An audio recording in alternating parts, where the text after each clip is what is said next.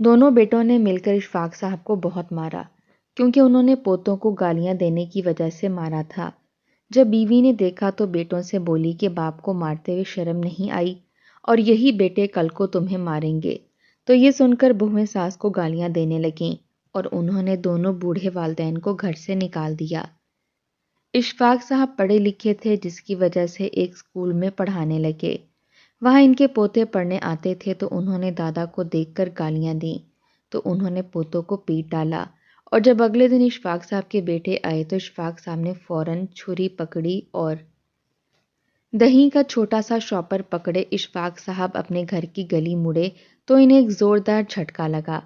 وہ بے اختیار چونک کر سامنے دیکھنے لگے۔ ان کا گھر گلی کے درمیان میں تھا، لیکن گلی کے اختتام پر جو کچھ انہیں نظر آ رہا تھا وہ اسے دیکھ کر سناٹے میں رہ گئے تھے۔ شام کے نیم اندھیرے سے ماحول میں گلی کے آخری سرے پر ان کا پوتا کھڑا تھا، اور جو کچھ وہ کر رہا تھا اسے دیکھ کر برداشت کرنا اشفاق صاحب کے تو بس میں نہ تھا۔ ان کی رگیں تن گئیں۔ شاپر کو ہاتھ میں مضبوطی سے بھینچے وہ تیزی سے آگے لپکے، لیکن شاید ان کے پوتے مزمل نے انہیں دور سے آتا ہوا دیکھ لیا تھا۔ ایک پل کے لیے تو اس کا رنگ فک ہو گیا، لیکن اگلے ہی پل بجلی کی سی تیزی سے دوڑتا ہوا وہ اپنے گھر میں داخل ہو گیا۔ اشفاق صاحب سے بھی پہلے وہ اپنے گھر جا چکا تھا۔ ہانپتے کانپتے اشفاق صاحب گھر میں داخل ہوئے تو انہوں نے تیزی سے ادھر ادھر نگاہ دوڑائی، مگر مزمل کہیں بھی نہ تھا۔ ہاں، لیکن ان کے دونوں بیٹے احمد اور جنید دونوں کی آوازیں آ رہی تھیں۔ ارے بیگم، آج تو چپلی کباب بناؤ، کتنے دنوں سے نہیں کھائے، بہت دل چاہ رہا ہے کھانے کا۔ یہ احمد کی آواز تھی۔ اشفاق صاحب نے ایک ٹھنڈی سانس لی۔ تھوڑی ہی دیر پہلے جب انہوں نے احمد سے کہا تھا کہ آج ان کی طبیعت کچھ گڑبڑ ہے اور انہیں دہی لا دے، تو احمد نے کتنی باتیں سنا دی تھیں۔ آپ کو تو لگتا ہے کہ میں جیب میں قارون کا خزانہ لے کر گھومتا ہوں ابا جان۔ میں نے سبزی لا کر دے دی ہے، وہی پکے گی، سب وہی کھائیں گے۔ اب میں علیحدہ سے دہی کے اوپر پیسے خرچ نہیں کر رہا۔ آپ تو چھوٹے بچوں کی طرح نخرے کرنے لگے ہیں، منہ بناتے ہوئے احمد نے انہیں چھاڑ دیا تھا۔ اشفاق صاحب شرمندہ سے ہو گئے تھے۔ ان کی جیب میں خوش قسمتی سے 50 روپیہ موجود تھا، جسے لے کر وہ اپنے لیے دہی لے آئے تھے، لیکن اب گھر میں سے امڑتی طرح طرح کی خوشبوئیں انہیں بتا رہی تھیں کہ احمد اور جنید نے اپنی مرضی کے پکوان پکوا لیے ہیں۔ مغرب کی اذانیں ہو رہی تھیں۔ اشفاق صاحب نے نماز ادا کی۔ فہمیدہ بیگم بھی خاموشی سے نماز پڑھ رہی تھیں۔ نماز پڑھ کر ابھی وہ تسبیح پڑھ ہی رہی تھیں جب دروازے پر دستک ہوئی۔ احمد اور جنید دونوں گھر ہونے کے باوجود کبھی دروازہ نہیں کھولتے تھے۔ اشفاق صاحب خود ہی اپنے بوڑھے وجود کو گھسیٹتے ہوئے اٹھے اور جا کر دروازہ کھول دیا۔ سامنے ہی ان کا ہمسایہ کھڑا تھا، لیکن اس کے چہرے کے بگڑتے تاثرات بتا رہے تھے کہ کوئی نہ کوئی گڑبڑ ضرور ہے۔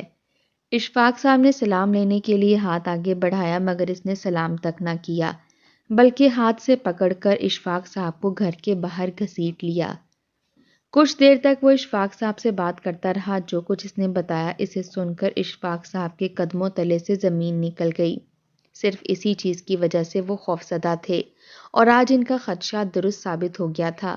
انہیں پتا تھا جلد یا بدیر اس طرح کا کوئی نہ کوئی واقعہ سننے کو ضرور ملے گا، اور جو کچھ ان کا ہمسایہ انہیں بتا رہا تھا اسے سنتے ہی اشفاق صاحب کو یقین ہو گیا تھا کہ اب بربادی ان سے بس چند ہی قدموں کے فاصلے پر ہے۔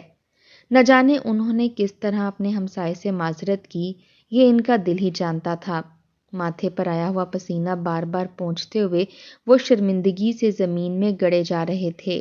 بامشکل دروازہ کھول کر وہ اندر آئے۔ سامنے ہی سیڑھیاں اتر کر مزمل نیچے آ رہا تھا۔ اس کے ہاتھ میں بڑی سی پتنگ تھی۔ وہ 11 یا 12 سال کا دبلا پتلا سا لڑکا تھا، جس کے چہرے سے ہی اباش پن چھلکتا تھا۔ اسے دیکھتے ہی اشفاق صاحب کے اندر غصے کی ایک تیز لہر جاگ گئی۔ پاس سے گزرتے ہوئے مزمل کو انہوں نے کندھے سے پکڑ کر اپنے برابر کھڑا کر لیا۔ کیا ہے دادا، چھوڑو نا، میں نے ڈرامہ دیکھنا ہے، ٹی وی پر ٹائم ہو گیا ہے۔ مزمل نے بدتمیزی سے اپنا کندھا چھڑانا چاہا، مگر اشفاق صاحب کو شدید غصہ آ رہا تھا۔ انہوں نے اسے ایک زوردار تھپڑ دے مارا۔ مزمل تھپڑ کھاتے ہی گلا پھاڑ کر رونے لگا۔ اشفاق صاحب اسے کچھ کہہ رہے تھے، لیکن وہ سن کہاں رہا تھا، بس گلا پھاڑ پھاڑ کر روئے جا رہا تھا، اور اپنے والدین کو بلا رہا تھا۔ کچن میں کام کرتی ان کی دونوں بہویں بھی جلدی سے باہر نکل آئی تھیں۔ اندر کمروں سے احمد اور جنید بھی حواس باختہ ہو کر باہر آ گئے تھے۔ کیا ہو گیا مزمل کو؟ یہ اس طرح سے کیوں رو رہا ہے؟ احمد بکھلا کر آگے بڑھا اور اس نے جلدی سے مزمل کو اپنے ساتھ لپٹا لیا۔ دادا نے مارا ہے بہت زور سے۔ یہ مجھے کہہ رہے تھے کہ پڑوس والے گھر سے سالن لا دو کیونکہ آپ لوگ اچھا کھانا نہیں بناتے۔ میں نے منع کر دیا تو انہوں نے مجھے تھپڑ مارا ہے۔ مزمل نے اتنی صفائی سے جھوٹ بولا کہ خود اشفاق صاحب بھی حیران رہ گئے، اور وہ جو اصل بات بتانے ہی والے تھے الفاظ ان کے منہ کے اندر ہی کہیں گم ہو گئے، جبکہ احمد نے کھا جانے والی نگاہوں سے اپنے باپ کو دیکھا۔ دماغ درست ہے آپ کا؟ آپ نے میرے بیٹے کو اتنی سی بات پر مارا ہے؟ آپ کی ہمت کیسے ہوئی؟ آپ نے اس کے منہ پر تھپڑ مارا۔ میں نے آج تک خود اپنے بیٹے کے اوپر ہاتھ نہیں اٹھایا اور آپ نے اسے اتنی زور سے تھپڑ مار دیا ہے۔ احمد نے کہا۔ اس کی بیوی بار بار مزمل کا جائزہ لیتے ہوئے کھا جانے والی نگاہوں سے اشفاق صاحب کو دیکھ رہی تھی۔ ابا تو جیسے جیسے بڈھے ہوتے جا رہے ہیں ویسے ویسے ان کا دماغ خراب ہوتا جا رہا ہے۔ سٹھیا گئے ہیں یہ، کل کو ہمارے بچوں کے گلے کاٹ دیں گے کہ بچوں نے باہر سے انہیں کوئی چیز لا کر نہیں دی۔ پاگل ہو گئے ہیں یہ، میں بتا رہی ہوں، ان کا بندوبست کر دیں۔ میں اب ان بڈھے کے ساتھ اس گھر میں نہیں رہ سکتی جو میرے بچوں پر ظلم کرتا ہو۔ احمد کی بیوی جھوٹ موٹ کے آنسو بہاتے مسلسل چلا رہی تھی۔ جنید کی بیوی بھی برابر حصہ ڈال رہی تھی۔ ابا نے کل ہمارے دونوں بیٹوں کو بھی ڈانٹا تھا جب وہ دونوں باہر گلی میں کرکٹ کھیل رہے تھے۔ اب اسکول سے آ کر تو کچھ دیر انہوں نے کھیلنا ہی ہے۔ ابا جان کو اس پر بھی اعتراض تھا۔ اس کی بات نے جلتی پر تیل چھڑکنے کا کام کیا۔ اشفاق صاحب کو غصہ آ گیا۔ بکواس بند کرو تم لوگ، پہلے پوچھ تو لو کہ ہوا کیا ہے۔ چھٹانگ بھر کے سنپولے کی بات میں آ رہے ہو۔ اس کو تو میں بتاتا ہوں جھوٹ بولنے کی سزا کیا ہوتی ہے۔ اشفاق صاحب کو غصہ آیا تو انہوں نے آگے بڑھ کر مزمل کا بازو پکڑنا چاہا، لیکن احمد کو بھی طیش آ چکا تھا۔ اس نے مزمل کو اپنے پیچھے کیا اور یکدم سے آگے بڑھ کر اپنے باپ کو ایک زوردار تھپڑ دے مارا۔ بس بہت ہو گیا، میری آنکھوں کے سامنے آپ میرے بچے کو مارتے جا رہے ہیں۔ یہ نہ سمجھیں کہ میں کچھ نہیں کہوں گا، میں ویسے ہی آپ کی حرکتوں کی وجہ سے عاجز آ چکا ہوں۔ آئے روز آپ ہماری بیویوں پر غصہ کرتے ہیں، ان کے پکائے کھانوں میں کیڑے نکالتے ہیں، کپڑے آپ کو دھلے ہوئے چاہیے، استری شدہ چاہیے، ہر کام وقت پر کرواتے ہیں، لیکن آپ کے نخرے ختم نہیں ہو رہے۔ احمد نے انہیں تھپڑ مارنے کے ساتھ ایک زوردار دھکا بھی دیا تھا۔ وہ جو ہکا بکا کھڑے تھے، اس دھکے پر ان کی آنکھوں سے آنسو نکلنے لگے۔ جنید بھی نفرت بھری نگاہ سے انہیں دیکھتے مسلسل بولے جا رہا تھا۔ فہمیدہ بیگم اندر سے ہانپتی کانپتی باہر نکل آئیں۔ انہوں نے جو اشفاق صاحب کی حالت دیکھی تو ان کا دل دھک سے رہ گیا۔ یہ کیا کر رہے ہو؟ شرم نہیں آ رہی؟ اپنے بوڑھے باپ کو مارتے ہو؟ تم لوگوں کو پڑھا لکھا کر پال پوس کر اتنا بڑا کیا انہوں نے، اور آج انہی ہاتھوں سے تم ان پر ہاتھ اٹھا رہے ہو؟ وہ پہلے ہی دل کے مریض ہیں۔ فہمیدہ بیگم نے آگے بڑھ کر اشفاق صاحب کو سنبھالتے ہوئے کہا، جو زمین پر گرتے جا رہے تھے۔ انہیں شدید دکھ ہوا تھا، مگر احمد اور جنید کو کوئی پچھتاوا نہیں تھا، اور تبھی جنید کی بیوی بولی، زیادہ ہمدردی دکھانے کی ضرورت نہیں ہے اماں جان، احمد بھائی نے بالکل ٹھیک کیا ہے ابا جان، جان بوجھ کر گھر میں ہر وقت فساد پھیلاتے رہتے ہیں۔ اگر ہم سکون سے رہتے ہیں، ایک دوسرے سے ہنستے بولتے ہیں تو ابا کو برداشت ہی نہیں ہوتا، اور اب تو یہ ہمارے بچوں کو بھی مارنے پیٹنے لگے ہیں۔ آخر ان معصوم بچوں سے دشمنی ہی کیا ہے ان کی؟ جنید کی بیوی کی بات پر احمد ایک دم چلا کر بولا تھا، خبردار جو آج کے بعد کسی نے میرے بچوں کو ہاتھ لگایا تو میں وہ ہاتھ ہی کاٹ دوں گا۔ اس کی بات پر فہمیدہ بیگم تعصب سے چند لمحے تک انہیں دیکھتی رہی۔ بیٹا میں اور تمہارے باپ ان بچوں کے کچھ لگتے ہیں، اگر ہم انہیں کچھ کہہ دیتے ہیں تو ان کی بھلائی کے لیے ہی کہتے ہیں۔ آج بھی کیا ہوا تھا تم ان سے پوچھتے تو صحیح، تم دونوں کے دو دو بیٹے ہیں، بیٹوں کی وجہ سے گھمنڈ مت کرو، بڑے ہو کر یہ بھی تمہارے ساتھ ویسا ہی سلوک کریں گے جیسا سلوک آج تم لوگ ہمارے ساتھ کر رہے ہو۔ فہمیدہ بیگم کی آنکھوں میں آنسو آ گئے تھے۔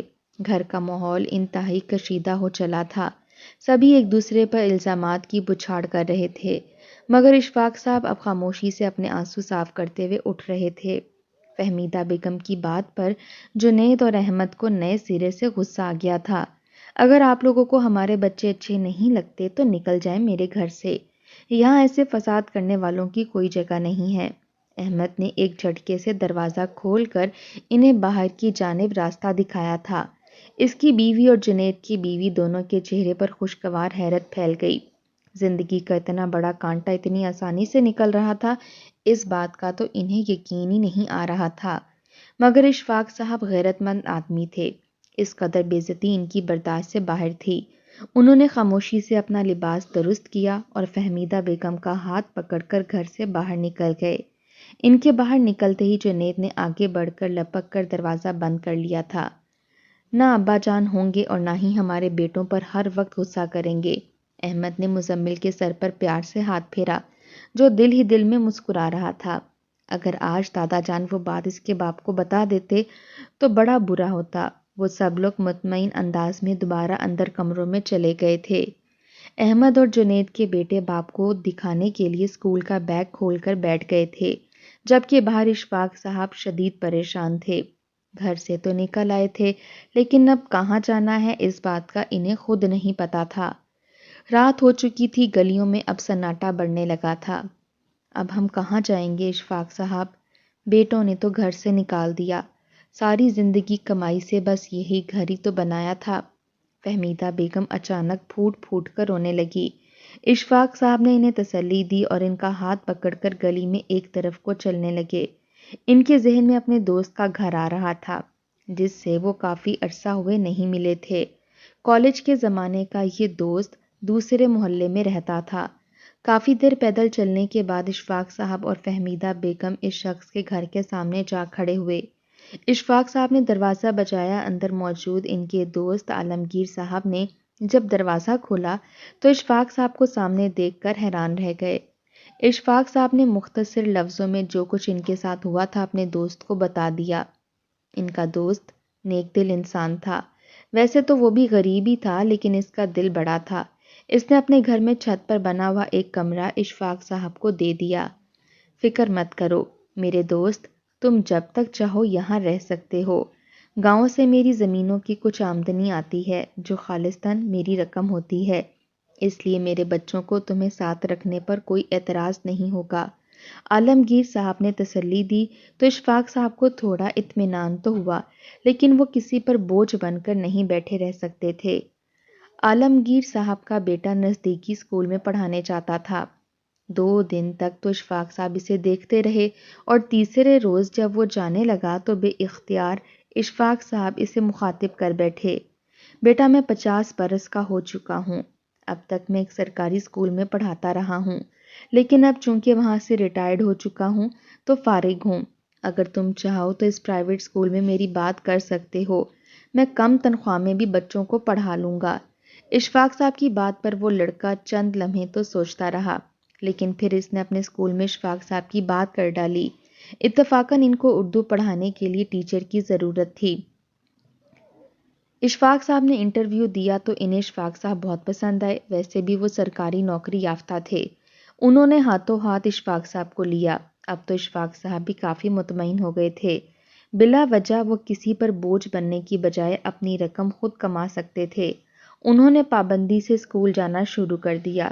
شروع کے 2 دن تو انتہائی اچھے گزر گئے، لیکن تیسرے روز جب اشفاق صاحب کلاس لینے کے لیے جماعت میں داخل ہوئے تو بچوں نے آسمان سر پر اٹھا رکھا تھا۔ اشفاق صاحب کو حیرت ہوئی، کل تک تو کلاس بڑی تمیزدار تھی، یقیناً آج کوئی ایسا بچہ آیا ہوگا جو پچھلے 2 دن سے غیر حاضر تھا۔ اشفاق صاحب کلاس کو خاموش کروانے لگے۔ چپ کر کے بیٹھ جاؤ بیٹا، کلاس میں شور نہیں کرتے، پڑھنے کا وقت ہو رہا ہے، انہوں نے محبت سے کہا اور بورڈ کی جانب مڑنے لگے۔ لیکن تبھی ان کے کانوں میں ایک آواز پڑی، بڑا آیا بڈھا پڑھانے والا، میرے باپ نے تو مار کر گھر سے نکال دیا ہے تجھے، اب یہاں اسکول والوں نے کیسے گھسنے دیا، دیکھنا یہاں سے بھی لاتیں ہی پڑیں گی، میں ابھی جا کر پرنسپل کو شکایت کروں گا، اس بوڑھے طوطے کو تو دھکے مار کر باہر نکالیں، مجھے اس کی پڑھائی سمجھ میں نہیں آ رہی۔ اشفاق صاحب کے اوپر جیسے کسی نے گھڑوں پانی ڈال دیا۔ وہ کانپتی ٹانگوں کے ساتھ مڑے کیونکہ یہ آواز جانی پہچانی تھی۔ وہ جو کچھ وہ بچہ کہہ رہا تھا وہ جھوٹ تو نہ تھا۔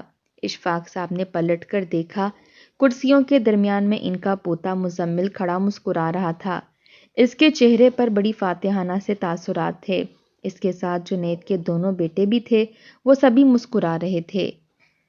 تم یہاں؟ اشفاق صاحب کے منہ سے سرسراتے ہوئے نکلا۔ مزمل نے کندھے اچکا دیے۔ وہ اپنی عمر سے کئی زیادہ بڑی حرکتیں کرتا تھا۔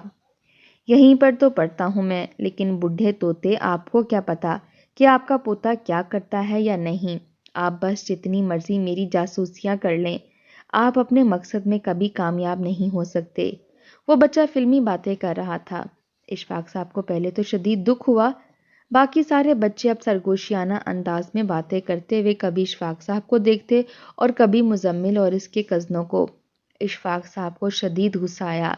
انہیں وہ منظر یاد آیا جو انہوں نے گلی میں دیکھا تھا۔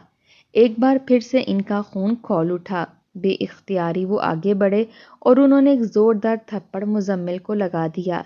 اس کے ساتھ بیٹھے جنید کے دونوں بیٹے بھی کھی کھی کر کے ہنسنے لگے تھے۔ اشفاق صاحب کا ہاتھ ایک بار پھر اٹھا تو پھر نہ رکا۔ انہوں نے جنید کے دونوں بیٹوں کو بھی زوردار تھپڑ دے مارے۔ صرف مزمل سے چھوٹا کاشف دبک کر بیٹھا تھا۔ مزمل کو تھپڑ پڑا تو اس نے آنکھیں پھاڑ کر اشفاق صاحب کو دیکھا۔ میں گھر جا کر بابا کو بتاؤں گا کہ آپ نے مجھے ایک دفعہ پھر مارا ہے۔ وہ پھر یہاں آ کر سب کے سامنے آپ کو ماریں گے۔ عقل ٹھکانے آ جائے گی آپ کی۔ اس نے بدتمیزی سے دادا کو مخاطب کیا، لیکن اشفاق صاحب کا خون کھول اٹھا تھا۔ اس چھٹانگ بھر کے لڑکے کی وجہ سے وہ گھر سے بے گھر ہو گئے تھے اور دوسروں کے گھر میں رہنے پر مجبور تھے۔ انہوں نے مزمل کو ایک اور تھپڑ مارا۔ گھر کی باتیں گھر میں رہنے دو۔ تمہارے باپ نے جو کچھ کیا ہے اس کا صلہ وہ بھی جلد بھگت لے گا۔ بہتر یہی ہے کہ کلاس میں پڑھائی پر توجہ دو۔ انہوں نے مزمل کو نیچے بٹھایا۔ وہ سرخ پڑتے چہرے کے ساتھ بڑی مشکل سے اپنے ڈیسک پر بیٹھ گیا۔ باقی بچے بھی اشفاق صاحب کو غصے میں دیکھ کر بالکل خاموش ہو گئے تھے۔ کلاس میں تھوڑی دیر پہلے جہاں ایک ہنگامہ برپا تھا، اب بالکل خاموشی تھی، لیکن اشفاق صاحب کا خون ابھی تک کھول رہا تھا۔ وہ پلٹ کر واپس اپنے ڈیسک پر جا کر کھڑے ہو گئے۔ انہوں نے کلاس کو پڑھانا شروع کر دیا، لیکن پوری کلاس کے دوران مزمل انہیں کھا جانے والی نگاہوں سے گھورتا رہا۔ اس نے اپنے دادا سے بیر باندھ لیا تھا۔ اشفاق صاحب کو اچھی طرح پتا تھا کہ ان کے دونوں بیٹے اب ایک دفعہ پھر ان تک آ پہنچیں گے اور شور مچائیں گے کہ انہوں نے مزمل کو کیوں مارا ہے۔ چھٹی ہوئی تو اشفاق صاحب خاموشی سے اپنے گھر آ گئے، جبکہ مزمل بستہ اٹھا کر دوڑتا ہوا سیدھا اپنے باپ احمد کے پاس پہنچا تھا۔ اس نے آنکھوں میں آنسو بھر کر رو کر اپنے باپ کو بتایا کہ آج اسکول میں اشفاق صاحب نے انہیں پھر مارا ہے۔ احمد اور جنید پہلے تو حیران ہوئے، لیکن جب بچوں نے بتایا کہ اشفاق صاحب اردو کی ٹیچر کے طور پر اسکول میں بھرتی ہوئے ہیں تو احمد اپنے سر پر ہاتھ مار کر رہ گیا۔ ابا جان کو بھی نہ جانے کیا مصیبت ہے، اپنے ساتھ سب کی زندگی اجیرن کر رکھی ہے، احمد کے لبوں سے نکلا۔ مزمل مسکرا دیا۔ اب ایک دفعہ پھر اس کا باپ دادا سے لڑنے جائے گا، لیکن اس سے پہلے کہ وہ اٹھتا، احمد کی بیوی میمونہ اندر سے پریشان صورت لیے باہر آئی۔ سنیے، مجھے کل آپ نے مہینے بھر کے راشن کے پیسے دیے تھے، وہ الماری میں نہیں ہیں۔ میں نے پوری الماری چھان ماری ہے۔ ارے وہیں پر ہوں گے، گھر میں تو کوئی آیا ہی نہیں، بھلا کس نے لینے ہیں؟ آگے پیچھے ہو گئے ہوں گے، ذرا تسلی سے دیکھو، احمد نے سر جھٹک کر کہا، لیکن میمونہ شدید پریشان نظر آ رہی تھی۔ آپ اندر آ کر دیکھیں تو صحیح، الماری میں پیسے کہیں بھی نہیں ہیں، بلکہ پورے کمرے میں ہی نہیں ہیں۔ اب کی بار اس نے کہا تو احمد کو بھی تھوڑی سی پریشانی ہوئی۔ کہاں چلے گئے پیسے؟ میں نے تو تنخواہ میں سے آدھے سے زیادہ پیسے تمہیں دے دیے تھے۔ اب میرے پاس تو اتنے پیسے ہیں ہی نہیں کہ پورا مہینہ چلایا جا سکے۔ کم عقل عورت ہو تم، نہ جانے کہاں رکھ دیے پیسے، اس نے غصے سے کہا، اور دونوں میاں بیوی اٹھ کر اندر کمرے میں چلے گئے۔ یہ دیکھے بغیر کہ مزمل کا رنگ ایک لمحے کے لیے اڑ گیا تھا، لیکن جلدی اس نے خود پر قابو پا لیا۔ واقعی میمونہ ٹھیک کہہ رہی تھی۔ احمد نے الماری کی تلاشی لی، لیکن کہیں بھی اس سفید رنگ کے لفافے کا نام و نشان نہ تھا جس کے اندر پیسے رکھ کر احمد نے اپنی بیوی کو دیے تھے۔ اب تو وہ خود بھی انتہائی پریشان ہو گیا تھا کہ کہاں چلے گئے پیسے۔ کیا گھر میں کوئی چور آیا تھا؟ لیکن چور آیا ہوتا تو پتہ تو چلتا۔ دونوں میاں بیوی سر پکڑ کر بیٹھے تھے، اور تبھی برابر والے کمرے سے جنید کی بیوی گھبرائی ہوئی اندر داخل ہوئی۔ بھابی، میرے سونے کی چین نہیں مل رہی۔ ڈبہ تو ہے، لیکن اس کے اندر سے چین غائب ہے۔ کہیں آپ نے تو نہیں لی پہننے کے لیے؟ جنید کی بیوی نے کہا تو میمونہ کے چہرے کے تاثرات ایک دم بگڑ گئے۔ ارے میں کیوں لوں گی تمہاری چین پہننے کے لیے؟ اگر لینی ہوتی تو پوچھ کر لیتی، بلا وجہ مجھ پر کیوں الزام لگا رہی ہو؟ میں تو خود پریشان ہوں، میری اچھی بھلی رقم غائب ہو گئی ہے۔ جنید کی بیوی کا رنگ اڑ گیا، وہ الٹے قدموں واپس اپنے کمرے میں جا گھسی۔ تھوڑی دیر کے بعد احمد اور میمونہ بھی اس کے کمرے میں گئے، جہاں وہ دونوں میاں بیوی کمرے کی ہر چیز پلٹے سونے کی چین تلاش کر رہے تھے۔ بھائی جان، مجھے اب اندازہ ہو رہا ہے کہ گھر میں سے کئی قیمتی چیزیں پہلے بھی غائب ہوئی ہیں۔ میرا وہ لائٹر جو مجھے سعودیہ والے دوست نے گفٹ کیا تھا، میں پیسے جہاں کہیں رکھتا ہوں وہاں سے غائب ہو جاتے ہیں۔ مجھے لگتا ہے کہ شاید استعمال ہو گئے، لیکن اب اندازہ ہو رہا ہے کہ استعمال تو کہیں بھی نہیں ہوتے، بلکہ انہیں کوئی چرا لیتا ہے۔ شاید ہمارے گھر میں چوریاں ہو رہی ہیں۔ جنید نے کہا تو احمد نے بھی پریشانی سے دائیں بائیں دیکھا۔ چور گھر میں آتا ہے لیکن ہمیں پتہ کیوں نہیں چلتا؟ اس بار تو میرے اتنے سارے پیسے چوری ہو گئے ہیں، اب ہمارا مہینہ کیسے گزرے گا؟ وہ شدید پریشان تھا، لیکن اس سے پہلے کہ وہ دونوں مزید بات کی تہہ تک پہنچتے، بیرونی دروازہ بجا۔ احمد نے بے دلی سے جا کر دروازہ کھولا۔ سامنے ہی ان کا ہمسایہ کھڑا تھا جو کڑے تیوروں سے احمد کو گھور رہا تھا۔ جناب، میں نے اس سے پہلے بھی آپ کے والد صاحب کو شکایت لگائی تھی، لیکن لگتا ہے کہ آپ لوگ اپنے بچوں کی تربیت کرنے کی بجائے سارا دن دوسری چیزوں کی طرف متوجہ رہتے ہیں۔ میں بتا رہا ہوں، اگر آج کے بعد اس لڑکے نے میرے گھر میں چوری کی تو میں اس کو سیدھا پولیس کے حوالے کر دوں گا۔ میں تو اشفاق صاحب کا ہمسایہ ہونے کی وجہ سے لحاظ کر رہا ہوں، لیکن آپ لوگوں کو تو اپنے بچوں کو لگام ڈال کر رکھنا آتا ہی نہیں۔ ہمسایہ بولنے پر آیا تو بولتا ہی چلا گیا۔ احمد کے قدموں تلے سے زمین نکل گئی۔ کیا مطلب چوری؟ کیا بات کی تھی آپ نے ابا جان سے، اور کس کی بات کر رہے ہیں؟ احمد نے بے یقینی سے اس جانب دیکھا جہاں اس کا ہمسایہ اشارہ کر رہا تھا۔ وہاں تو مزمل کھڑا تھا جس کے چہرے کے رنگ اڑ چکا تھا۔ آپ کے اسی بیٹے کی بات کر رہا ہوں۔ پچھلی دفعہ بھی اسے میں نے آپ کے چھوٹے بیٹے کے ساتھ مل کر میرے گھر کا دروازہ کھولتے ہوئے پکڑا تھا۔ میں نے اشفاق صاحب سے ذکر کیا تو وہ شرمندہ تو خوب ہوئے، لیکن انہوں نے بھی یہی کہا کہ انہوں نے گلی کی تاریکی میں مزمل کو ایک گھر میں سے کچھ پیسے چوری کرتے ہوئے دیکھا تھا، اس لیے انہوں نے میری بات کا اعتبار کیا۔ اس روز جب میں نے انہیں آ کر بتایا تھا تو شاید آپ لوگوں نے ان کی بات کا یقین نہیں کیا اور انہیں مار کر اس گھر سے نکال دیا۔ میں نے بھی بات زیادہ نہ بڑھ جائے اس بات پر خاموشی اختیار کر لی، لیکن آج آپ کے اس بیٹے نے دوبارہ سے میرے گھر میں چوری کرنے کی کوشش کی ہے۔ یہ میرے بیٹے کے ساتھ کھیلنے کے بہانے گھر میں داخل ہوتا ہے اور گھر کی کوئی نہ کوئی قیمتی چیز اٹھا کر فرار ہو جاتا ہے۔ آج بھی جب اس نے میری بیوی کی الماری سے پیسے نکالنے چاہے تو خوش قسمتی سے اس نے اسے دیکھ لیا۔ ہمسائیگی میں بات زیادہ بگڑ نہ جائے، اسی لیے میں پہلے خود آپ سے بات کرنے کے لیے آیا ہوں، ورنہ میں چاہتا تو اسے پولیس میں پکڑوا بھی سکتا ہوں۔ یہ اتنا چھوٹا بھی نہیں ہے کہ اسے کوئی سزا نہ ہو سکے۔ ایسی اولاد کی تربیت کرنے کی بجائے آپ نے اپنے بوڑھے ماں باپ کو دھکے مار کر گھر سے نکال دیا۔ شرم آنی چاہیے آپ لوگوں کو۔ ہمسائے کی بات پر احمد کے قدموں تلے سے زمین نکل گئی تھی۔ جنید بھی وہیں کھڑا تھا اور اس کا منہ بھی حیرت کے مارے کھل گیا۔ احمد نے بے یقینی سے پلٹ کر مزمل کو دیکھا جو شرمندگی سے دائیں بائیں دیکھ رہا تھا۔ ہمسایہ جا چکا تھا۔ اچانک ہی احمد نے آگے بڑھ کر مزمل کو دبوچ لیا۔ طیش کی ایک شدید لہر اس کے وجود میں جاگی تھی۔ بدبخت، بتا، کیوں چوریاں کرتا ہے؟ کیا یہ بات صحیح ہے جو یہ آدمی کہہ رہا تھا؟ اگر ایسا ہے تو گھر والے پیسے اور سونے کی چین بھی تو نے ہی چرائی ہوگی۔ بتا مجھے، کہاں ہیں پیسے؟ احمد نے مزمل کو ایک کے بعد ایک تھپڑ لگایا تو وہ جو باپ کا غصہ دیکھ کر پہلے ہی تھر تھر کانپ رہا تھا، بے اختیار اس نے اوپر کی جانب اشارہ کر دیا۔ احمد اور جنید الٹے قدموں چھت پر پہنچے جہاں ایک چھوٹے سے ڈبے کے اندر سونے کی وہ چین اور کچھ پیسے پڑے ہوئے تھے۔ باقی پیسوں کے متعلق مزمل نے بتایا کہ اس نے وہ اپنے دوستوں کے ساتھ مل کر خرچ کر لیے۔ احمد اور جنید اپنا سر پکڑ کر رہ گئے تھے۔ احمد نے اٹھ کر بری طرح سے مزمل کو مارنا شروع کر دیا۔ نہ جانے وہ اسے کتنی دیر تک مارتا رہا، لیکن مزمل بجائے شرمندہ ہونے کے ڈھیٹ ہو گیا تھا۔ اس نے یکدم باپ کا ہاتھ جھٹکا اور اسے ایک زوردار دھکا دیا۔ آپ نے مجھے کیا بوڑھے دادا کی طرح سمجھ رکھا ہے جو میں خاموشی سے آپ کی مار کھاتا رہوں گا؟ مجھے نہیں پڑھنا اسکول جہاں زور زبردستی سے آپ مجھے بھیج دیتے ہیں۔ مجھے پیسے چاہیے تاکہ میں اپنے دوستوں کے ساتھ گھوما پھرا کروں، اور خبردار، اب مجھے مارا تو میں ڈنڈا لے کر آپ کا سر پھاڑ دوں گا۔ مزمل نے بدتمیزی کی انتہا کر دی تھی۔ احمد کے دل کو کچھ ہونے لگا، اس کی آنکھوں سے آنسو بہنے لگے۔ بالکل اسی طرح اس کے باپ کو بھی محسوس ہوا ہوگا جب اس نے انتہائی بدتمیزی سے ان پر ہاتھ اٹھایا تھا اور انہیں گھر سے دھکے مار کر باہر نکالا تھا۔ اب اسے اندازہ ہو گیا تھا کہ اشفاق صاحب نے اس روز مزمل کو تھپڑ کیوں مارا تھا۔ شاید اس نے ایسی ہی کوئی اور حرکت کی ہوگی۔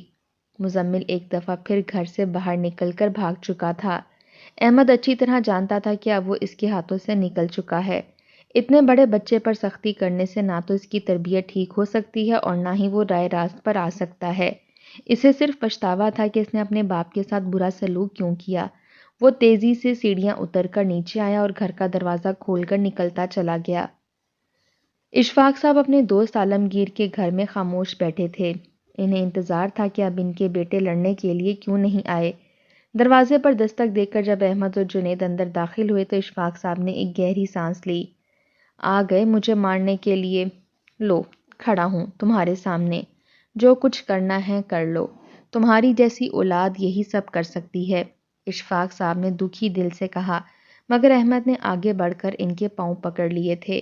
ہمیں معاف کر دیں ابا جان، جو کچھ میں نے آپ کے ساتھ کیا مجھے اس کی سزا مل چکی ہے۔ میری اولاد بگڑ گئی ہے۔ مجھے اندازہ ہو گیا ہے کہ اس روز آپ نے مزمل کو کیوں مارا تھا۔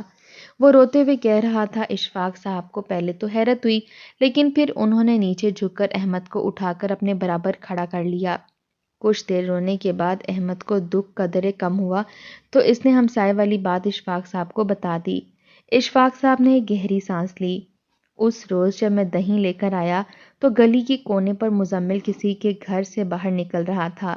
اس نے اپنے ہاتھوں میں بہت سے نوٹ اٹھا رکھے تھے اور بار بار انہیں گنتے ہوئے اپنے دوست کو کچھ اشارے کر رہا تھا۔ مجھے اس کی عادتوں پر پہلے ہی شک تھا۔ مجھے اندازہ ہو گیا کہ وہ چوری کر کے نکلا ہے، اور پھر ہمارے ہمسائے نے بھی وہی سب بتایا۔ فکر مت کرو، اللہ سے دعا مانگو اور اسے سدھارنے کی کوشش کرو، ابھی زیادہ دیر نہیں ہوئی۔ اشفاق صاحب کی تسلی پر احمد کو تھوڑی امید نظر آئی تھی۔ چلیں ابا جان، اپنے گھر چلیں، اب میں یہاں آپ کو نہیں رہنے دوں گا۔ احمد اور جنید دونوں نے ہی آگے بڑھ کر انہیں کہا تھا۔ فہمیدہ بیگم مسکرا رہی تھیں، آخر ان کے بچوں کو عقل آ ہی گئی تھی۔